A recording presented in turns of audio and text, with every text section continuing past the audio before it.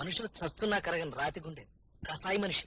అమ్మా అమ్మా, నిన్ను రాతి మనిషి కోతి మొహం అని తిడుతున్నాడమ్మా. ఏం పుట్టింది రోగం? 2 పూట్ల పీకల దాకా వండి పెడుతున్నందుక? నేను అనలేదే. ఆనందే వాడిందుకంటాడు. వాడికి ఏమైనా పగ? వాడెవడు? నీ సిఐడి. చీ నోర్మేయండి. మీ నాన్న దగ్గరికి వెళ్ళొద్దు అన్నందుకు తిట్టారు అంతేనా? అందుకదు. అంటే తిట్టింది నిజమే గాని కారణం వేరన్నమాట. ఇదిగో, నేను డిఎస్పీ దేవరాజు కూతుర్ని.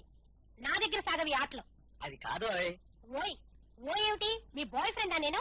సుగుణ, 1500 సంపాదించే ఆఫీసర్ని ఇలా అనడం సబబు కాదు, సంస్కారం కాదు. సంస్కారం నేర్పిస్తున్నారా నాకు? గట్టిగా ఏలేశారంటే జీపేసుకుని వస్తాడు మా నాన్న. కన్న తండ్రి కోసం బాధపడుతూ ఏదో అన్నాను. ఇక మాట్లాడు. నా చావు నేను చస్తాను. అంటే చచ్చి మమ్మల్ని అనాథలు చేయాలనా? మళ్ళీ ఆ మాట విన్నానంటే 6 లీటర్ కిరసనాలు పోసుకొని అంటించుకుని వస్తాను. ఆ తర్వాత మా నాన్న చేతిలో చిత్రహింస, ఉరిశిక్ష తప్పవు.